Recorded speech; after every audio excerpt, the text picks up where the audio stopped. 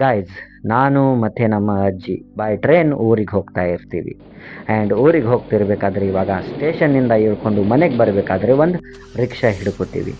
ಆ ರಿಕ್ಷಾದವನು ನಮಗೆ ಒಬ್ಬರಿಗೆ 50ರಂತೆ 100 ರೂಪಾಯಿನ ಇಸ್ಕೊತಾನೆ. ಅದು ಒಂದು ಮಠ ಮಧ್ಯಾಹ್ನ ಆಗಿತ್ತು. ನಾವು ಮನೆಗೆ ಬಂದು ಕೂತ್ಕೊಂಡಿದ್ದೀವಿ. ಅಷ್ಟರಲ್ಲೇ ನಮ್ಮ ಅಜ್ಜಿ ನನ್ನ ಹತ್ರ ಬಂದಂತಾರೆ, ಒಂದು ಸೂಟ್ ಕೇಸ್ನ ನಾವು ಟ್ರೈನಲ್ಲಿ ಬಿಟ್ಟಿದ್ದೀವಿ ಅಂತ. ನಾನು ಮತ್ತೆ ಸ್ಟೇಷನ್ಗೆ ಹೋದೆ. ಸ್ಟೇಷನ್ಗೆ ಹೋಗಿ ಅಲ್ಲಿ ಹೋದರೆ RPF ಪೊಲೀಸ್ ಎಲ್ಲ ಇರುತ್ತೆ. ಅವ್ರ ಹತ್ರ ನನ್ನ ಸೂಟ್ ಕೇಸ್ ಇದೆ. ಸೊ ನಾನು ಅವರಿಗೆ ನನ್ನ ಸೂಟ್ ಕೇಸ್ ಕೇಳ್ತೀನಿ. ಅವರು ನನ್ನ ಐಡೆಂಟಿಫಿಕೇಷನ್ ಅದು ಇದು ಅಂತ ಒಂದು ಸ್ವಲ್ಪ ಟೈಮ್ ತೊಗೋತಾರೆ. ಆ್ಯಂಡ್ ಇವಾಗ ನಾನು ಹೊರಗೆ ಬೀಳ್ತೀನಲ್ಲ ಆ ಸ್ಟೇಷನ್ನಿಂದ, ಆವಾಗ ಸಂಜೆ ಸುಮಾರು 6:30 ಟೈಮ್. ಸೊ ಅತ್ತ ಕಡೆ ಇತ್ತ ಕಡೆ ನೋಡ್ತೀನಿ, ಅಲ್ಲಿ ಯಾವುದೇ ಬಸ್ ಇಲ್ಲ, ಸಿಟಿ ಬಸ್ ಎಲ್ಲ ಇಲ್ಲ. ಆಯ್ತಂತ ಅಲ್ಲೇ ಪಕ್ಕದಲ್ಲಿ ಒಂದು ಸಾಲಾಗಿ ಆಟೋ ರಿಕ್ಷಾಗಳು ನಿಂತಿದ್ವು. ಅದರಲ್ಲಿ ನಾನು ಇವಾಗ ಹತ್ಕೊಂಡು ಕೂತ್ಕೊಂಡ್ರೆ ಆ ರಿಕ್ಷಾದವನು ನನ್ನನ್ನು ಏನು ಮಾಡ್ತಾನೆ ಅಂದರೆ, ರೈಲ್ವೆ ಫ್ರಂಟ್ ಗೇಟ್ನಿಂದ ಬ್ಯಾಕ್ ಗೇಟ್ಗೆ ಹೋಗಿ ರಿಕ್ಷಾ ನಿಲ್ಲಿಸ್ತಾನೆ. ಆ್ಯಂಡ್ ಅಲ್ಲಿ ಪ್ಯಾಸೆಂಜರ್ಗಾಗಿ ವೇಟ್ ಮಾಡ್ತಾ ಇದ್ದಾನೆ. ಅಲ್ಲೇ ಒಂದು ಬಸ್ ಸ್ಟಾಪ್ ಇದೆ. ಸೊ ಅವ್ನು ಪ್ಯಾಸೆಂಜರ್ಗಾಗಿ ವೇಟ್ ಮಾಡ್ತಾ ಇದ್ದಾನೆ. ಈತ ಕಡೆ ಒಬ್ಬ ಪ್ಯಾಸೆಂಜರ್ ಬಂದು ನನ್ನ ಪಕ್ಕದಲ್ಲಿ ಕೂತ್ಕೋತಾನೆ. ಅವನು ಆ ಒಂದು ರಿಕ್ಷಾದವನಿಗೆ ಕೇಳ್ತಾನೆ, ನಾನು ಏರಿಯಾಕ್ಕೆ ಹೋಗೋಕೆ ನೀನು ಎಷ್ಟು ದುಡ್ಡು ತಗೋತೀಯ ಅಂತ. ಅಂದಾಗ ಆ ರಿಕ್ಷಾದವನು 500 ಅಂತಾನೆ. ಏನಿದು 500 ಅಂತಿದ್ಯಲ್ಲ ನೀನು? ಬರೀ 1 ಕಿಲೋಮೀಟರ್ ಇರೋದು ನಮ್ಮ ಮನೆ. ಏನಿದು ಈ ಥರ ಹಗಲು ದರೋಡೆ ಅಂತೆಲ್ಲ ಅವನು ಕೇಳ್ತಾ ಇದ್ದಾನೆ ಅವನಿಗೆ. ಸೊ ಈತ ಕಡೆ ನನ್ನ ಪಕ್ಕದಲ್ಲಿ ಕೂತಿದ್ದಾನಲ್ಲ, ನನಗೊಂಥರ ಟೆನ್ಷನ್. ಅಲ್ಲ, ನಾನು ಮಧ್ಯಾಹ್ನ ಹೋಗಬೇಕಾದ್ರೆ 50-50 ಕೊಟ್ಟಿದ್ದೆ. ಇವಾಗ ಇವನಿಗೆ 500 ಅಂದ. ನಮ್ಮ ಏರಿಯಾ ನೋಡಿದರೆ ಇವನ್ಕಿನ 3-4 ಪಟ್ಟು ದೂರದಲ್ಲಿದೆ ಅಂತ ನಾನು ಕೇಳ್ತೀನಿ. ನಮ್ಮ ಏರಿಯಾಗೆ ಎಷ್ಟು ತಗೋತೀರಿ ಸಾಹೇಬ್ರೆ ನೀವು ಅಂತ ಅಂದಾಗ ಅವನು 1500 ಅಂದ್ಬಿಡೋದ. ನನಗೂ ಒಂಥರ BP ರೈಸ್ ಆಗ್ಬಿಡ್ತು. ನಾನು ಒಬ್ಬ BP ಪೇಷಂಟ್. ಸೊ ಸಿಟ್ಟಲ್ಲಿ ನಾನು ಕೇಳ್ತೀನಿ ಅವನಿಗೆ, ಏನಿದು ಈ ಥರ ಎಲ್ಲ ಇಸ್ಕೊತಾ ಇದೆಯಲ್ಲ ನೀನಂತ ಅಂದು ನಾನು ಕೆಳಗೆ ಇಳಕ್ಕೆ ಹೋಗ್ತೀನಿ. ಬಟ್ ಅವನು ಇಳಕ್ಕೆ ಬಿಡ್ತಾ ಇಲ್ಲ. ಅವಾಗ ಈ ನನ್ನ ಪಕ್ಕದಲ್ಲಿ ಇದ್ದಲ್ಲ ತಳ್ಳಗಿರೋ ವ್ಯಕ್ತಿ, ಅವ್ನು ಲೋಕಲ್, ಅವನಿಗೆ ಒಂಥರ ದಾದಾಗಿರಿ ತೋರಿಸ್ಕೋಬೇಕು. ಅವನು ಹೋಗ್ಬಿಡ್ತಾನೆ ಅವನ ಮೈ ಮೇಲೆ ಹಿಡಿದು ಕೈಯೆಲ್ಲ ಮಾಡಿ. ಬಟ್ ಆ ರಿಕ್ಷಾದವನು ಧಾಡಿಸಿ ಇದ್ದ. ಸೊ ಇವನ ಮೇಲೆ ಅವನು ತಿರುಗಿಬಿಟ್ಟ. ಅದನ್ನು ನೋಡಿ ನನ್ನ BP ಹೈ ಆಗಿ ನನಗೆ ತಡ್ಕೊಳ್ಳೋಕ್ಕಾಗಲಿಲ್ಲ. ನಾನು ಹೋಗಿ ಹಿಡ್ಕೊಂಡ್ಬಿಟ್ಟೆ ಅವನನ್ನು. ನಾನು ಧಾಡಿಸಿ ಇದ್ದೀನಲ್ಲ, ಸ್ವಲ್ಪ ಹಿಡ್ಕೊಂಡ್ಬಿಟ್ಟೆ. ಹಿಡ್ಕೊಂಡು ಹೇಳಿದೆ ಅವನಿಗೆ, ತಿಳಿಸು ನಾನು ಈ ಥರ ಎಲ್ಲ ಮಾಡೋದು ತಪ್ಪು ನೀನು ಅಂತ ಅಂದಾಗ ಅವನು ಸ್ವಲ್ಪ ಆವಾಜೆಲ್ಲ ಮಾಡೋಕ್ಕೆ ಸ್ಟಾರ್ಟ್ ಮಾಡಿದ. ಅವನು ಬಯೋಕ್ಕೆ ಸ್ಟಾರ್ಟ್ ಮಾಡಿದ, ನೋಡಿ ನಿನ್ನನ್ನು ಹಾಗೆ ಮಾಡ್ತೀನಿ, ಹೀಗೆ ಮಾಡ್ತೀನಿ, ಇಲ್ಲಿಂದ ಹೋಗೋಕ್ಕೆ ಬಿಡೋದಿಲ್ಲ ಅಂತ. ಸೊ ಅಕ್ಕಪಕ್ಕದಲ್ಲೆಲ್ಲ ಜನ ಕೂಡ್ತಾರೆ, ಬೇರೆ ಆಟೋ ರಿಕ್ಷಾದವರು ಕೂಡ್ತಾರೆ ಅಲ್ಲಿ. ಆ್ಯಂಡ್ ಅವನಿಗೆ ಬುದ್ಧಿವಾದ ಹೇಳ್ತಾರೆ. ಅವನಿಗೆ ಅವರು ಉಗಿದು ಕಳಿಸ್ತಾರೆ. ಆ್ಯಂಡ್ ನಾವು ಬರ್ತೀವಿ, ಆಟೋ ಸವಾಸನೆ ಬೇಡ ಅಂತ ನಾನು ಈ ಒಂದು ಬಸ್ ಸ್ಟಾಪ್ ಹತ್ರ ನಿಂತ್ಕೋತೀನಿ. ಆ ವ್ಯಕ್ತಿ ಹೋದ್ರು, ಅವರು ನನ್ನ ಪಕ್ಕದಲ್ಲಿದ್ದವನು. ಅವನಿಗೆ ನಾನು ಉಳಿಸ್ಬಿಟ್ಟೆ, ಇಲ್ಲ ಅಂದರೆ ಅವನು ಚಚ್ಚಿ ಬಿಸಾಕಿರೋನು ರಿಕ್ಷಾದವನು. ಸೊ ಆಯ್ತಂತ ನಾನು ಇವಾಗ ನಿಂತ್ಕೊಂಡಿದ್ದೀನಿ. ಕತ್ಲೆ ಬೇರೆ ಆಗ್ತಾ ಇದೆ. 6:37 ಗಂಟೆ ಎಲ್ಲ ಆಗಿದೆ. ಅಲ್ಲೇ ಒಂದು ಬಸ್ ಸ್ಟಾಪ್ ಹತ್ರ ಜನ ಎಲ್ಲ ಸೇರಿದ್ದಾರೆ, ಈ ಸ್ಟೂಡೆಂಟ್ಸ್ ಎಲ್ಲ ಇದ್ದಾರೆ. ಅವ್ರಿಗೆ ನಾನು ಕೇಳ್ತೀನಿ, ನಮ್ಮ ಏರಿಯಾಗೆ ಬಸ್ ಯಾವಾಗ ಬರುತ್ತೆ ಅಂತ ಅಂದಾಗ ಅವ್ರಂತಾರೆ, ಅಯ್ಯೋ ಅಣ್ಣ, ನೀವು ಇಲ್ಲಿ ಬಂದು ಉಪಯೋಗ ಇಲ್ಲ, ಇದು ಬ್ಯಾಕ್ ಗೇಟ್ ಇದೆ, ನೀವು ಫ್ರಂಟ್ ಗೇಟ್ಗೆ ಹೋಗಿ, ಅಲ್ಲೇ ನಿಮ್ಮ ಏರಿಯಾದ ಬಸ್ಗಳು ಬರ್ತವೆ ಅಂತ ಅಂದ್ಕೂಡ್ಲೆ ಆಯಿತು ಸರಿ ಅಂತ ನಾನು ಮತ್ತೆ ಇವಾಗ ಸ್ಟೇಷನ್ ಒಳಗಿಂದ ನಡ್ಕೊಂತ ಹೋದರೆ ಆಯಿತು ಅಂತ ನಾನು ಬ್ಯಾಕ್ ಗೇಟ್ಗೆ ಹೋಗ್ತೀನಿ. ಬಟ್ ಅಲ್ಲಿ TT ನಿಂತಿದ್ದಾರೆ. ಸೊ ಅವರು ಟಿಕೆಟ್ ಎಲ್ಲ ಕೇಳ್ತಾರೆ. ಮತ್ತು ಇದು ಇರುತ್ತೆ 108 ಅವ್ರದ್ದು, ಗೊತ್ತಲ್ಲ ನಿಮಗೆ.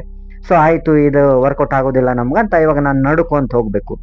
ನಡ್ಕೊಂತ ಹೀಗೆ ಸ್ಟ್ರೇಟ್ ಹೋಗಿ ಟರ್ನ್ ತೊಗೊಂಡು ಫ್ರಂಟ್ ಗೇಟ್ಗೆ ಹೋಗಬೇಕು.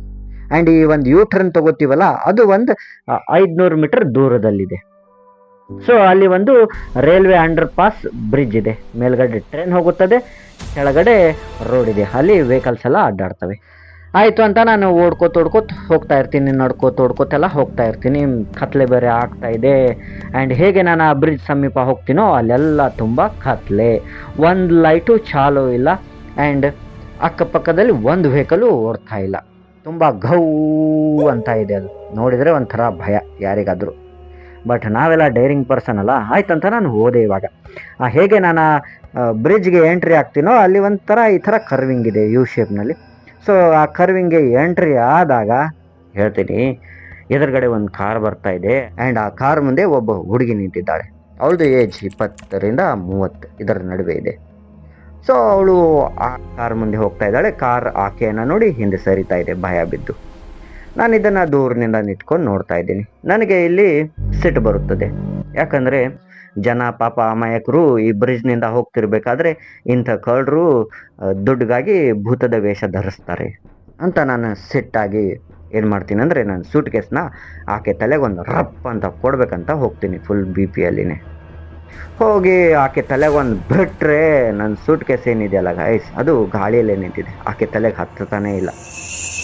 ಸೊ ನನಗೊಂಥರ ಇಲ್ಲಿ ಶಾಕ್ ಆಯ್ತು, ಏನಿದು ನನ್ನ ಸೂಟ್ ಕೇಸ್ ಗಾಳಿಯಲ್ಲೇ ನಿಂತ್ಕೊಂಡ್ಬಿಡ್ತಲ್ಲ, ಯಾಕಾಯ್ತು ಈ ಥರ ಅಂತ. ಅಂದರೆ ಗೈಸ್ ಇಲ್ಲಿ ಏನಾಗಿದೆ ಅಂದರೆ ಇವಾಗ ನೋಡಿ ಒಂದು ಅಯಸ್ಕಾಂತ ಇರುತ್ತೆ ನೋಡಿ, ಮ್ಯಾಗ್ನೆಟ್, ಎರಡು ಮ್ಯಾಗ್ನೆಟ್ಗಳನ್ನು ಅಪೋಸಿಟ್ ಡೈರೆಕ್ಷನ್ನಲ್ಲಿ ಕೂಡ್ಸೋಕೆ ಹೋದರೆ ಅವು ಕೂಡೋದಿಲ್ಲ, ಹಿಂದೆನೇ ಸರಿಯುತ್ತವೆ. ಆ ಥರ ಆಗ್ತಾ ಇದೆ ಇಲ್ಲಿ ನನಗೆ, ಆಕೆ ಬಾಡಿಗೆ ನನ್ನ ಸೂಟ್ ಕೇಸೇ ಟಚ್ ಆಗ್ತಾ ಇಲ್ಲ. ಸೊ ನಾನು ಒಂಥರ ಥಿಂಕ್ ಮಾಡ್ತೀನಿ, ಏನಿದು, ಇದು ಯಾವ ಥರದ್ದು ಮ್ಯಾಜಿಕ್ ಅಂತ ನಾನು ಹೀಗೆ ವಿಚಾರ ಮಾಡ್ತಾ ಇದ್ದೀನಿ. ಕಾರ್ ಹಿಂದೆ ಹಿಂದೆ ಮೂವ್ ಆಗ್ತಾ ಇದೆ, ಇವಳು ಆ ಕಾರ್ನೇ ದುರ್ಗುಟ್ಕೊಂಡು ಹೋಗ್ತಾ ಇದ್ದಾಳೆ, ನಾನು ಈಕೆ ಹಿಂದೆ ಹಿಂದೆ ಹೋಗ್ತಾ ಇದ್ದೀನಿ. ನಾನು ಹೋಗಿ ಆಕೆ ಕೈ ಹಿಡಿದು ಈ ಥರ ಆಕೆನ ಸರಿಸ್ಬೇಕು, ಅಷ್ಟರಲ್ಲೇ ಮಾಯ, ಕಾರು ಇಲ್ಲ, ಹುಡುಗಿನೂ ಇಲ್ಲ. ನನಗೊಂಥರ ಇದು ಮ್ಯಾಜಿಕ್ ಆ್ಯಂಡ್ ಭಯ, ಏನಿದು ಈ ಥರ ಎಲ್ಲ ಆಗೋಯ್ತಲ್ಲ ಇಲ್ಲಿ. ಅಕ್ಕಪಕ್ಕದಲ್ಲಿ ನೋಡಿದರೆ ತುಂಬ ಕತ್ಲೆ ಇದೆ, ಗೌ ಅಂತ ಇದೆ, ಒಂದು ಪ್ಯಾಸೆಂಜರಲ್ಲಿ ಯಾರೂ ಅಡ್ಡಾಡ್ತಾ ಇಲ್ಲ, ತುಂಬ ಒಂದು ಭಯಾನಕ ಸಿಚುವೇಶನ್ ಕಾಣ್ತಾ ಇದೆ.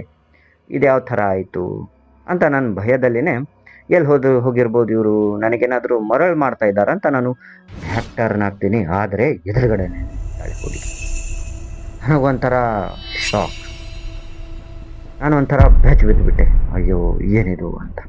ಒಂದು ನನ್ನ ಎದೆ ಎಕ್ದಮ್ ಛಲ್ ಅಂದುಬಿಡ್ತು. ಅಂದವನೇ ನಾನಿವಾಗ ನೋಡ್ತಾ ಇದ್ದೀನಿ ಆಕೆಯನ್ನು, ಆ್ಯಂಡ್ ಆಕೆ ಹಿಂದೆ ಒಂದು ಕಾರ್ ಬರ್ತಾ ಇದೆ, ಅವಳು ನನ್ನನ್ನೇ ನೋಡ್ತಾ ಇದ್ದಾಳೆ. ನೋಡ್ತಾ ನೋಡ್ತಾ ನನ್ನ ಕಡೆ ಬರ್ತಾಳೆ ಅವಳು ಸ್ಲೋ ಆಗಿ.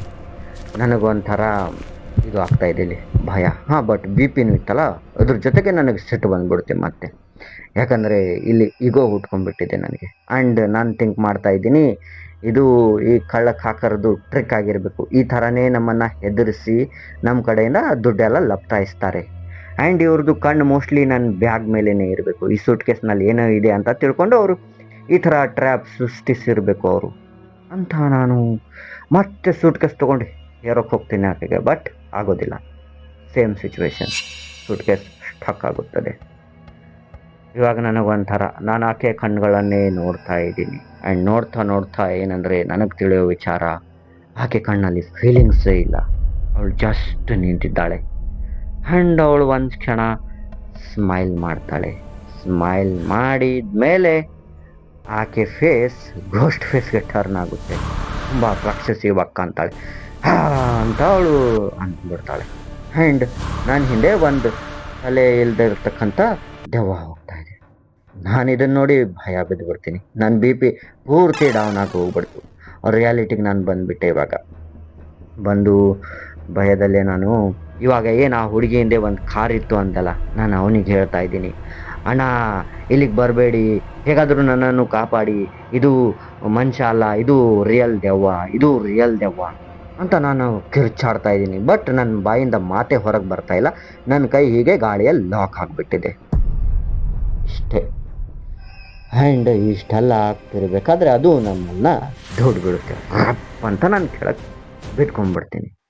ಮುಗೀತು, ಇಲ್ಲಿಗೆ ನಾನು ಮೂರ್ಛೆ ಹೋಗಿಬಿಟ್ಟೆ, ಅನ್ಕಾನ್ಷಿಯಸ್. ಸೊ ನನಗೆ ಎಚ್ಚರ ಆದಾಗ ನಾನು ಬೆಡ್ ಮೇಲೆ ಇರ್ತೀನಿ. ಅವಾಗ ನನಗನ್ಸುತ್ತೆ, ಓ ಶಿಟ್, ಇದು ಕನಸು, ನಾನು ಉಳ್ಕೊಂಡ್ಬಿಟ್ಟೆ, ರಿಯಾಲಿಟಿ ಆಗಿದ್ದರೆ ನಾನು ಸತ್ತೇ ಹೋಗಿರ್ತಿದ್ನಲ್ಲ ಅಂತ ನಾನು ತುಂಬ ಒಂದು ಪೇನಲ್ಲಿ ಕಣ್ಣು ತೆಗಿತೀನಿ. ನನ್ನ ತಲೆಯೆಲ್ಲ ನೋವ್ತಾ ಇದೆ. ಕಣ್ಣು ತೆಗೆದ್ರೆ ನನ್ನ ಎದುರುಗಡೆ ನನ್ನ ತಂದೆ ತಾಯಿ ನಿಂತಿದ್ದಾರೆ. ಸೊ ನಾನಂತೀನಿ, ಓ ಮೋಸ್ಟ್ಲಿ ನಾನು ಕನಸಿನಲ್ಲಿ ಚೀರಾಡ್ತಾ ಇದ್ದೆ ಅಲ್ಲ, ನನ್ನನ್ನು ಕಾಪಾಡಿ ಕಾಪಾಡಿ ಅಂತ, ಅದಕ್ಕೆ ನನ್ನ ತಂದೆ ತಾಯಿ ನನ್ನ ಎದುರುಗಡೆ ಬಂದು ನಿಂತ್ಕೊಂಡಿದ್ದಾರೆ ಅಂತ ನಾನು ಕೈ ಮಾಡಿ ಕೇಳ್ತೀನಿ ಅವರಿಗೆ, ನೀವು ಯಾಕೆ ಇಲ್ಲಿಗೆ ಬಂದಿದ್ದೀರಾ ಅಂತ. ಈ ಥರ ಕೈ ಮಾಡ್ತೀನಿ, ಬಟ್ ನನ್ನ ಕೈಗೆ ಏನೋ ಚುಚ್ಚಿದಂಗೆ ಆಗುತ್ತೆ. ನನ್ನ ಕೈ ಕಡೆ ನೋಡ್ತೀನಿ, ನೋಡಿದರೆ ಸಲೈನ್ ಬಾಟ್ಲಿ ಹಚ್ಚಿದ್ದಾರೆ. ಸೊ ನನಗೆ ಅವಾಗ ತಿಳುತ್ತೆ ನಾನು ಹಾಸ್ಪಿಟಲ್ನಲ್ಲಿದ್ದೀನಿ ಅಂತ. ಅಂದ್ಕೂಡಲೇ ಇದು ಏನಿದು ಈ ಥರ ಯಾಕಾಯಿತು ಅಂತ ನಾನಿವಾಗ ನಮ್ಮ ತಂದೆ ಕೇಳಿದರೆ, ನಮ್ಮ ತಂದೆ ಬಿ ಪಿ ಪೇಷಂಟ್, ಅವರು ನನಗೆ ಬೈತಾರಂತ ನನಗೆ 100% ಕೊಟ್ಟು. ಸೊ ನಮ್ಮ ತಾಯಿ ಇಮೋಷ್ನಲ್ ಇರ್ತಾರಲ್ಲ, ಅವ್ರಿಗೆ ಕೇಳಿದ್ರಾಯ್ತು ಅಂತ ನಾನು ಒಂದು ಸೇಫ್ ಆಗಿ ಕೇಳೋಕೆ ಹೋಗ್ತೀನಿ ನಮ್ಮ ತಾಯಿಗೆ, ಏನಾಯ್ತು ನನ್ನ ಜೊತೆ ಅಂತ. ಅಂದಾಗ ನಮ್ಮ ತಾಯಿ ಹೇಳೋವಷ್ಟರಲ್ಲೇ ನಮ್ಮ ತಂದೆ ಫುಲ್ ಹಾಲೆಲ್ಲ ಕಚ್ಕೊಂಡಂತಾರೆ, ಯೋ ನಿನಗೆ ಗೊತ್ತಾ, ನಾನು ನಿನಗೆ ಮೊದಲೇ ಹೇಳಿಲ್ವಾ ರಾತ್ರಿ ಅಲ್ಲಿ ಇಲ್ಲಿ ಎಲ್ಲ ಹೊಲ್ದಾಡಬೇಡ ಅಂತ, ನೋಡಿ ಇವಾಗ ಯಾವುದೋ ದೆವ್ವನೋ ಏನೋ ಮೆಟ್ಕೊಂಡ್ಬಿಟ್ಟಿದೆ ನಿನಗೆ, ನಿನಗೆ ತಿಳಿಯೋದಿಲ್ವಾ, 3 ದಿನ ಆಯಿತು ನೀನು ಈ ಬೆಡ್ ಮೇಲೆ ಬಿದ್ದು ಅಂತ ಅವರು ಅಲ್ಲೆಲ್ಲ ಕಚ್ಕೊಂಡು ಹೇಳ್ತಾ ಇದ್ದಾರೆ. 3 ದಿನ ಅಂದ ಕೂಡಲೇ ನನಗೊಂಥರ ಶಾಕ್. ಯಾಕಂದರೆ ನಾನು ಅಲ್ಲೇನು ಕಣ್ಣು ಮುಚ್ಚಿ ಕಣ್ಣು ಇಲ್ಲಿ ತೆಗೆದ್ನಲ್ಲ, ಇದರಲ್ಲಿ ಜಸ್ಟ್ 1 ಸೆಕೆಂಡು ಆಗಿಲ್ಲ, ಜಸ್ಟ್ ನಾನು ಕಣ್ಣು ಮುಚ್ಚಿ ಕಣ್ಣು ತೆಗೆದಿದ್ದೀನಿ, ಇಷ್ಟೇ ನನ್ನ ಪ್ರಕಾರ. ಬಟ್ ನಮ್ಮ ತಂದೆ ತಾಯಿ ಪ್ರಕಾರ ನಾನು 3 ದಿನ ಆಯಿತು ಈ ಬೆಡ್ ಮೇಲೆ ಬಿದ್ದು, ಆ್ಯಂಡ್ ನನಗೆ ಪ್ರಜ್ಞೆನೇ ಬಂದಿಲ್ಲ. ಆ್ಯಂಡ್ ಅವರು ನನ್ನನ್ನು ಎಬ್ಬಿಸೋಕೆ ಈ ಸಿರೇಂಜ್ ಎಲ್ಲ ಚೂಸ್ತಾರೆ, ಸ್ಕ್ಯಾನಿಂಗ್ ಎಲ್ಲ ಮಾಡ್ತಾರೆ, ಇಷ್ಟೆಲ್ಲ ರಾಮಾಯಣ ಎಲ್ಲ ಆಗೋಗಿದೆ ನನ್ನ ಹಿಂದೆನೇ, ಇದು ನನಗೆ ಗೊತ್ತೇ ಇಲ್ಲ. ಆ್ಯಂಡ್ ಮತ್ತೆ ನಮ್ಮ ತಂದೆ ಮುಂದುವರೆದಂತಾರೆ, ನಿನ್ನ ನಶೀಬ್ ಚೆನ್ನಾಗಿದೆ, ಯಾವುದೋ ಪುಣ್ಯಾತ್ಮ ನಿನ್ನನ್ನು ತಂದು ಹಾಸ್ಪಿಟಲ್ಗೆ ಹಾಕಿದ್ದಾನೆ, ಆ್ಯಂಡ್ ಅವನು ಇನ್ನು ಅರ್ಧ ಗಂಟೆಯಲ್ಲಿ ನಿನ್ನನ್ನು ಭೇಟಿಯಾಗೋಕೆ ಬರ್ತಾ ಇದ್ದಾನೆ ಅಂತ ಹೇಳಿ ಅವರು ಹೊರಗಡೆ ಹೋಗ್ತಾರೆ. ನಾನು ಹೀಗೆ ಥಿಂಕ್ ಮಾಡ್ತಾ ಇದ್ದೀನಿ, ಇದೇನಿದು ದೆವ್ವ ಭೂತ ಅಂತಾರೆ, ಇದೆಲ್ಲ ಈ ಥರ ಎಲ್ಲ ಥಿಂಕ್ ಮಾಡ್ತಾ ಇದ್ದೀನಿ. ಅಷ್ಟರಲ್ಲೇ ಆ ವ್ಯಕ್ತಿ ಬರ್ತಾನೆ. ಬಂದ ಕೂಡಲೇ ನನಗೆ ಒಂಥರ ನನ್ನ ಕಣ್ಣೇ ನಂಬೋಕ್ಕಾಗ್ತಾ ಇಲ್ಲ, ಏನಿದು ಅಂತ. ಯಾಕಂದರೆ ಗೈಸ್, ಏನು ನನ್ನನ್ನು ಹಾಸ್ಪಿಟಲ್ಗೆ ತಂದು ಹಾಕಿದ್ದಾನಲ್ಲ ಆ ವ್ಯಕ್ತಿ ಮತ್ತೆ ಬೇರೆ ಯಾರೂ ಅಲ್ಲ, ಆ ದಿನ ಏನು ನನ್ನ ಪಕ್ಕದಲ್ಲಿ ಕೂತಿದ್ನಲ್ಲ ಪ್ಯಾಸೆಂಜರ್, ಅದೇ ವ್ಯಕ್ತಿ ಆಗಿರ್ತಾನೆ. ಸೊ ನಾನು ಭಯ ಬಿದ್ದುಬಿಡ್ತೀನಿ, ಏನಿದು ಅಂತ. ಆ ವ್ಯಕ್ತಿ ನನ್ನ ಹತ್ರ ಬರ್ತಾನೆ. ಸೊ ಇವಾಗ ನನ್ನ ಹತ್ರ ಪೇಷನ್ಸೇ ಓದಿಲ್ಲ. ನಾನು ಅವನಿಗೆ ಕೇಳ್ತೀನಿ, ಅಣ್ಣ ನೀವು ನನ್ನನ್ನು ಎಲ್ಲಿಂದ ಎತ್ಕೊಂಡು ಬಂದು ಇಲ್ಲಿಗೆ ಹಾಕಿದ್ರಿ ಅಂತ. ಅಂದ್ಕೂಡ್ಲೆ ಆ ವ್ಯಕ್ತಿ ಅಂತಾನೆ, ಏನಿಲ್ಲ ಅಣ್ಣ, ಅವತ್ತು ಜಗಳ ಆಯಿತು ರಿಕ್ಷಾದವನ ಜೊತೆ, ನಾನು ಮನೆಗೆ ಹೋಗ್ಬಿಟ್ಟೆ, ನೀವು ಸಹ ಹೋದ್ರಿ, ಆ್ಯಂಡ್ ನಾನು ಅದೇ ಲೋಕಲ್ ಏರಿಯಾದವನಾಗಿರೋದ್ರಿಂದ ಮಾರ್ನಿಂಗ್ ಕೆಲ್ಸಕ್ಕೆ ಹೋಗ್ತಾ ಇದ್ದೆ, ಆ ಬ್ರಿಡ್ಜ್ ಕಡೆಯಿಂದ 6 ಗಂಟೆಗೆಲ್ಲ ಹೋಗ್ತಾ ಇದ್ದೆ. ಹೋಗ್ತಿರ್ಬೇಕಾದ್ರೆ ನೀವು ಕಂಡ್ರಿ, ನನಗೆ ಮೂರ್ಛೆ ಬಿದ್ದಿದ್ರಿ. ಸೊ ನಾನು ಮೊದಲಿಗೆ ನೀವೇ ಅಂತ ಗೊತ್ತಿರಲಿಲ್ಲಲ್ಲ, ನಾನು ಬೈಕೋತಾ ಬಂದೆ, ನೋಡು ನಾವು ಇಷ್ಟು ಕಷ್ಟಪಟ್ಟೆಲ್ಲ ದುಡಿತೀವಿ ಮಾರ್ನಿಂಗ್ನಿಂದ ಸಂಜೆವರೆಗೂ, ಈ ಕುಡುಕರಿಗೆ ಎಲ್ಲಿಂದ ದುಡ್ಡು ಬರುತ್ತೋ ಏನೋ, ಹಾಗೆ ಬಿದ್ಕೊಂಡ್ಬಿಡ್ತಾರಲ್ಲ ಕುಡ್ಕೊಂಡು ಎಲ್ಲಿ ಬೇಕಾದರೂ ಅಂತ ನಾನು ಬೈಕೊಂತ ಬರ್ತಾ ಇರ್ತೀನಿ. ಬಟ್ ನಿಮ್ಮ ಸನೇಪ ಬಂದಾಗೆ ನನಗೆ ಒಂದು ನಿಮ್ಮ ಸೂಟ್ ಕೇಸ್ ಕಾಣುತ್ತೆ, ಆವಾಗ ನನಗೆ ಕನ್ಫರ್ಮ್ ಆಗುತ್ತೆ ಇದು ನೀವೇ ಅಂತ. ಅಂದು ನಿಮ್ಮನ್ನು ಹಾಸ್ಪಿಟಲ್ಗೆ ತಂದು ಹಾಕಿದ್ದೀನಿ, ನೀವು ನನ್ನನ್ನು ಅಲ್ಲಿ ಕಾಪಾಡಿದ್ರಿ, ನಾನು ನಿಮ್ಮನ್ನು ಇಲ್ಲಿ ಕಾಪಾಡಿದ್ದೀನಿ, ಇಷ್ಟೇ ಅಂದ್ಕೊಳ್ಳೆ. ನಾನು ಓ ಹೌದಾ ಅಂತ ನಾನು ಈ ಥರ ಅಂತ ಇದ್ದೀನಿ. ಅಷ್ಟರಲ್ಲೇ ಆ ವ್ಯಕ್ತಿ ಮತ್ತೆ ಮುಂದುವರೆದಂತಾರೆ, ನಿಮ್ಮ ನಶೀಬ್ ಚೆನ್ನಾಗಿದೆ, ನೀವು ಉಳ್ಕೊಂಬಿಟ್ರಿ, ನೀವು ಸತ್ತೇ ಹೋಗಿರೋರು ಅಂತ. ಅಂದ್ಕೂಡಲೇ ನಾನು ಎಕ್ದಮ್ ಸರ್ಪ್ರೈಸ್ ಆಗಿಬಿಟ್ಟೆ. ಅಣ್ಣ ನೀವು ಯಾಕೆ ಈ ಮಾತು ಹೇಳ್ತಾ ಇದ್ದೀರಿ ಅಂತ ನಾನು ಕೇಳ್ತೀನಿ ಅವನಿಗೆ. ಹೇಳಿದಾಗ ಆ ವ್ಯಕ್ತಿ ಅಂತಾನೆ, ಏನಿಲ್ಲ ಅಣ್ಣ, ಈ ರೈಲ್ವೆ ಬ್ರಿಡ್ಜ್ ಇದೆಯಲ್ಲ ಅದರ ರೈಟ್ ಸೈಡ್ನಲ್ಲಿ ಮಾಮಿಡನ್ ಸ್ಮಶಾನಗಳಿದ್ದಾವೆ, ಅಲ್ಲಿ ಮುಸ್ಲಿಂ ಜನ ಎಲ್ಲ ತಮ್ಮ ಶವ ಸಂಸ್ಕಾರವನ್ನು ಮಾಡ್ತಾರೆ. ಆ್ಯಂಡ್ ಅದರ ಪಕ್ಕದಲ್ಲಿನೇ ಕ್ರಿಶ್ಚಿಯನ್ ಸಿಮೆಟ್ರೀಸ್ ಗ್ರಿವ್ಯಾರ್ಡ್ ಎಲ್ಲ ಇದೆ. ಸೊ ಇಷ್ಟಾಯ್ತಾ, ಈ ಲೆಫ್ಟ್ ಸೈಡ್ದು. ಇನ್ ಬ್ರಿಡ್ಜ್ ರೈಟ್ ಸೈಡ್ನಲ್ಲಿ ನಮ್ಮ ಹಿಂದೂ ಧರ್ಮದ ರುದ್ರಭೂಮಿ ಇದೆ, ಅಲ್ಲಿ ಶವ ಸಂಸ್ಕಾರ ಎಲ್ಲ ಮಾಡ್ತಾರೆ, ಸುಡೋದೆಲ್ಲ ಮಾಡ್ತಾರೆ. ಇಷ್ಟೇ ಅಲ್ಲ, ಮತ್ತೆ ಇವಾಗೇನು ಈ ರೈಲ್ವೆ ಬ್ರಿಡ್ಜ್ ಆಗಿದೆಯಲ್ಲ ಅದು ಹಳೆಯ ಸ್ಮಶಾನದ ಮೇಲೇನೆ ಆಗಿದೆ, ಇವಾಗಲೂ ಸಹ ಅಲ್ಲಿ ಗೋರಿಗಳಿದ್ದಾವೆ, ನೋಡಿ ನೀವು ಅಬ್ಸರ್ವ್ ಮಾಡಿಲ್ವಾ ನೀವು ಅಂತ. ಅಂದ್ಕೂಡಲೇ ನನಗೊಂಥರ ಶಾಕ್.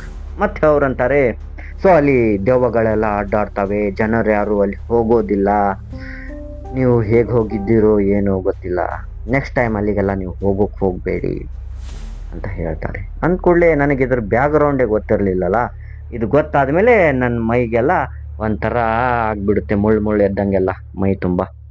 ನಾನು ಭಯ ಆಗ್ಬಿಡ್ತೀನಿ, ಬೆಚ್ಚ ಬಿದ್ದು ಬಿಡ್ತೀನಿ ನಾನು, ಏನಿದು ಅಂತ. ಅಂದು ನಾನು ಹೀಗೆ ಕೂತಿದ್ದೀನಿ. ಇವಾಗ ಅತ್ತ ಕಡೆಯಿಂದ ನಮ್ಮ ತಂದೆ ತಾಯಿ ಮತ್ತೆ ಬರ್ತಾರೆ, ಆ್ಯಂಡ್ ಈ ವ್ಯಕ್ತಿ ಹೋಗ್ತಿದ್ದಾರೆ ಇವಾಗ ಮತ್ತೆ ಮನೆ ಕಡೆ. ಹೋಗ್ತಿರ್ಬೇಕಾದ್ರೆ ಅವರು ಈ ಒಂದು ಡೋರ್ ಇರುತ್ತಲ್ಲ ಆ ಡೋರ್ ಹತ್ರ ನಿಂತಿದ್ದಾರೆ. ನಮ್ಮ ತಂದೆ ಬರ್ತಾರೆ, ಬಂದು ಅವ್ರಿಗೆ ಕೇಳ್ತಾರೆ, ಬರ್ರಿ ಅಣ್ಣ ಬಂದು ಟೀ ಎಲ್ಲ ಕುಡ್ಕೊಂಡು ಹೋಗಿ, ನಾಷ್ಟ ಆದರೂ ಮಾಡ್ಕೊಂಡು ಹೋಗಿ ಅಂತ. ಅಂದ್ಕೊಡ್ಲೇ, ಇಲ್ಲ ನನಗೆ ಕೆಲಸ ಇದೆ ನಾನು ಬರ್ತೀನಿ ಅಂತಾರೆ ಅವರು. ಅವಾಗ ನಾನು ನನ್ನನ್ನು ಕಾಪಾಡಿದ್ದಾರಲ್ಲ ಅಂತ ನಾನು ಬನ್ನಿ ಅಣ್ಣ ಏನಾಗೋದಿಲ್ಲ ಅಂತೀನಿ.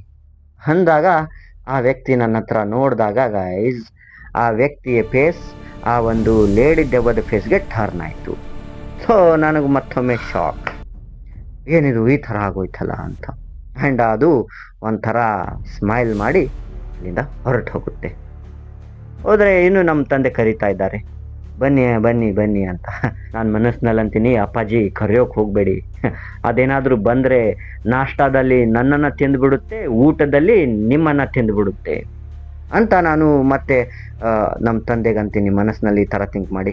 ಅಪ್ಪಾಜಿ ಬೇಡ ಬನ್ನಿ, ಅವ್ರು ಹೋಗಲಿ, ಅವ್ರದ್ದೇನು ಕೆಲಸ ಇರಬೇಕಂತ ಅಂದು ಕೂಡಲೇ ನಮ್ಮ ತಂದೆ ನನ್ನ ಹತ್ರ ಬರ್ತಾರೆ.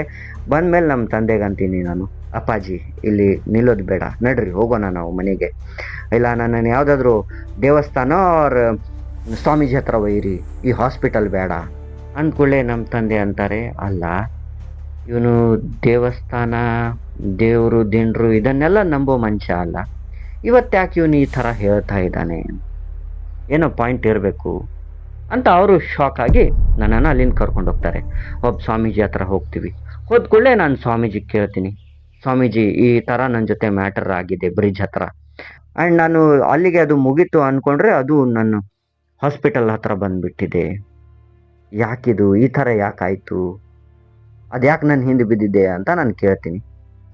ಕೇಳಿದಾಗ ಸ್ವಾಮೀಜಿ ಕಣ್ಣು ಮುಚ್ಚಿ ಕಣ್ಣು ತೆಗೆದಂತಾರೆ, ಏನಿಲ್ಲ, 3 ದಿನದ ಹಿಂದೆ ಅಮಾವಾಸ್ಯೆ ಇತ್ತು. ಸೊ ಆ ಏರಿಯಾದಲ್ಲಿ ಇರ್ತಕ್ಕಂಥ ಪ್ರೇತಾತ್ಮಗಳು, ದೆವ್ವಗಳೆಲ್ಲ ಒಂದು ಬಲಿಗಾಗಿ ಟ್ರ್ಯಾಪ್ನ ಹಾಕ್ತಾ ಇದ್ವು. ನೀನು ಅದೇ ಟೈಮಿಗೆ ಸರಿಯಾಗಿ ಅದ್ರ ಬಲೆಯಲ್ಲಿ ಬಿದ್ದುಬಿಟ್ಟಿದ್ಯಾ, ದೆವ್ವದ ಬಲೆಯಲ್ಲಿ. ಸೊ ಅದು ಆ ಥರ ಎಲ್ಲ ಮಾಡಿಕೊಂಡು ಬ್ರಿಡ್ಜ್ ಹತ್ರ ಹೋಯ್ತು ಅಂತಾರೆ.